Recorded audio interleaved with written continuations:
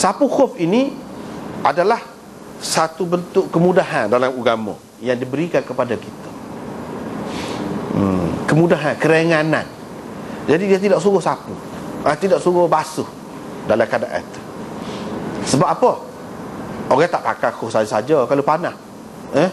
Warga dia panas, tak sedap. Wak kau baunya. Orang tak akan pakai. Jadi pakai ni ada maksud sejuk. Kalau pecah, air tu kena ambil air semaya basuh kaki. Sejuk benar. Muka negeri sejuk. Kalau kena pecah, baru sah air semaya ni kena basuh pula. Jadi sejuk benar. Dan ada kalanya kalau sejuk sangat ni, kita basuh kaki dengan air sejuk, dia sakit kepala. Dia mudarat kot air pula. Itu tidak sesuai dengan ajaran Islam tu. Kalau lagu tu, ajaran Islam ni gapo-gapo hukum dia bui, dia tidak jadi memudaratkan orang, tidak menyakitkan. Itu sifat dia. Kalau dalam Islam ni orang kata ada benda yang menyakitkan, kena buat seksa, tak ada, tak betul lagu tu. Kalau puasa, masa dia bui tu kiranya boleh. Tapi kalau sekat Zuhur tak serah lah apa lagi. Kalau kita puasa nak tahu bukti hak dia, ketentuan dia tu molek, nak tahunya bila puasa lepas Zuhur kita tak serah letih lagi, tapi lepas asar tu serahkan lah. Serah lah. Cukup dah tu. Untuk nak bagi pengajaran cukup dah tu. Bui berasa lapar. Tuan-tuan rakyat dia siapa pun. Dia boleh makan berapa kali sehari, dia boleh makan gapo saja hak dia nak. Dia boleh import. Tak cara. Siapa pun dia kena lagu tu. Dan apabila dalam jangka masa tu dia sudah siapa ada maksud. Cukup dah. Cukup dah lah. Bukan siapa nak jadi orang bergelulung dah. Kalau siapa hak bergelulung kena jelur nak tu, tu tak apa tu kalau tak puasa tu. Hak lagu tu. Tak apa pula. Tak puasa tak apa. Qada semula kau. Kalau siar semula, bila sembuh daripada penyakit tu, gastrik ke apa kau, kita kata macam-macam kan orang lain ni. Kalau tidak begitu pun ada jalan yang lain, iaitu bagi video kepada orang miskin secupok sehari. Itu je, tak banyak. Tapi sokmo dalam hukum Islam ni apa-apa dia suruh ingat kau orang miskin, suruh ingat kau orang susah. Hukum-hukum dia suruh ingat kau orang susah. Hak makan minum gapo ni boleh bui gotu-gotu ni kan orang senang. Ingat kau orang susah. Ingat kepada hamba abdi gapo-gapo, kena merdekakan hamba abdi. Mana benda tu tak molek tu, susah, sesak, tidak dikehendaki. Begitu juga jadi hamba abdi tidak bebas, tidak dikehendaki. Seboleh-bolehnya kita kena melepaskan diri daripada keadaan tu. Itu ajaran Islam. Kalau kita tengok molek, nampak molek. Begitu juga dengan khuf ini.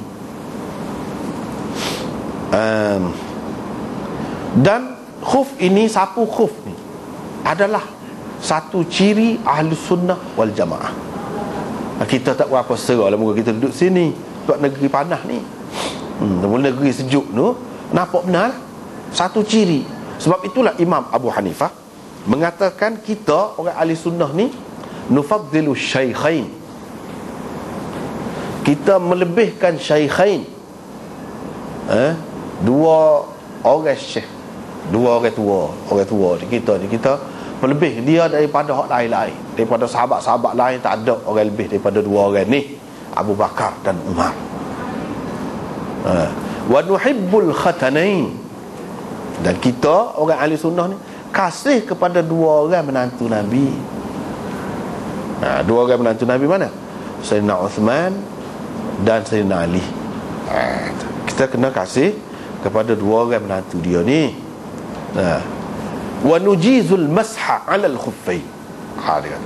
Dan kita menganggap harus, bukan wajib, harus sapu khuf. Pada ketika ambil air semaya, kita kata kalau orang tu nak sapu khuf dia boleh. Itu pegangan kita. Walaupun benda tu boleh saja, i'tiqad kita kena kata boleh. Kita tak buat pun tak apa. Kita tak buat pun tak apa, tapi i'tiqad kita kena kata benda ni benar ada, boleh kalau nak buat. Kita tak buat tak apa. Apa yang Imam Abu Hanifah kata begitu? Sebab hadis tentang ni sapu khuf ni sampai ke peringkat mutawatir. Sampai ke peringkat mutawatir. Hasan Basri kata 40 orang ahli Badar riwayatkan hadis ni. Sapu khuf 40 orang ahli Badar saja. Faham tidak ahli Badar lagi ramai lagi lah. Boleh dikatakan sahabat-sahabat tu sampai berpuluh-puluh orang meriwayatkan hadis ni. Hadis ini sampai ke peringkat mutawatir. Tiap-tiap orang sahabat tu pula bukan seorang, ada murid dia hak terima daripada dia. Berpuluh-puluh juga, sekurang-kurang ataupun beratus-ratus. Ada begitu kehoramah sampai kepada zaman kita. Benda ni kedudukannya setara tu. Ahli bid'ah pula, dua golongan ahli bid'ah tak terima siapa. Sebab tu Imam Abu Hanifah dan imam-imam kita kata benda ni termasuk dalam ciri ahlu sunnah ni. Sebab ada golongan yang tak terima, iaitu golongan Khawarij dan Syiah. Mereka tak saya terima. Walaupun sampai ke peringkat mutawatir pun dia kata mengaruh. Tu. Nah, ayatnya dari segi konsep penerimaan hadis antara kita dengan ahli bid'ah ni tak serupa. Hak kita kata mutawatir, dia kata mengaruh.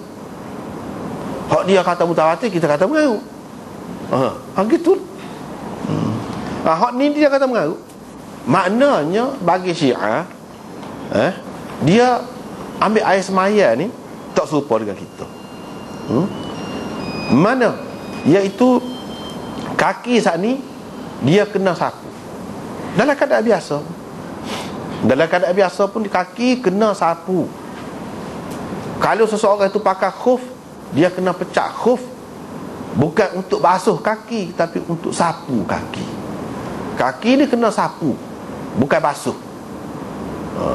Dalam keadaan seseorang itu tidak pakai khuf ke ataupun pakai khuf, kalau pakai khuf kena pecah bila ambil air semaya. Sapak kaki itu kena sapu. Gitu. Itu benarnya, bezanya. Kita tak boleh kena basuh. Dalam keadaan biasa ni, kalau tak pakai khuf, kena basuh kaki tu. Basuh sampai ke buku lali. Situ haknya. Sekurang-kurangnya. Dia tidak gitu. Ini perbezaan. Dan Imam Abu Hanifah sebut tadi, dia berkait dengan ahli bid'ah lah juga. Semua perkara tu kita melebihkan Abu Bakar dan Umar. Sebab puak-puak ni dia melebihkan Ali daripada Abu Bakar dan Umar. Bid'ah dah tu, tak boleh lah tu. Tak boleh, tak kena tu. Sebab kita ahli sunnah tengok kepada kenyataan. Kenyataan sepanjang masa. Kalau Nabi SAW tak ada, Nabi suruh siapa jadi tu imam? Dia sakit tu dia suruh siapa? Dia suruh Abu Bakar. Abu Bakar sama. Lepas tu Umar. Hak tu kenyataan sahabat-sahabat tahu belakang. Lepas tu dalam kenyataannya bila Nabi SAW wafat, hak diterima, hak jadi khalifahnya siapa? Abu Bakar. Lepas tu Umar. Apa yang kita nak kata orang lain lebih daripada demon ni? Sebab orang Islam ni, orang yang lebih dari segi agama, orang itulah juga yang lebih dari segi dunia. Anggapan dia bukan dunia, suku, agama, suku, dah. Tidak lagu tu. Zaman dulu bila kata khalifah ni kak, bila kata dia pemimpin dalam agama, dalam hak dunia ni pun gitu je. Dia jadi khalifah. Dan semaya, dia jadi tu imam. Semaya-maya, dia jadi tu imam. Orang tunggu dia, tidak orang lain. Gitu. Dalam gapo-gapo pun dia yang utama. Gitu. Berbeza dengan hak kemudian ni. Hak zaman kemudian ni dia jadi celaru dah lah. Sebab muka politik pun terjajah kan. Terjajah ni bukan terjajah dari segi ni saja, banyak perkara lah. Jadi sehingga keliru jadi. Dan orang agama pun dia jadi sempit juga. Dan moga dia ngaji sikit je, sekadar fardu ain lebih pada orang lain sikit je. Hak tu je ngajinya pun. Tidak mengata ngaji habis. Kalau ngaji habisnya jumpa lah belakang tu.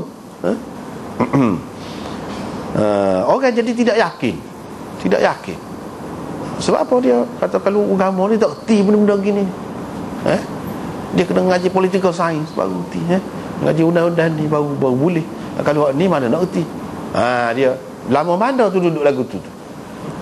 Duduk lagu tu. Jadi tak kata kat orang juga, orang ramah ni.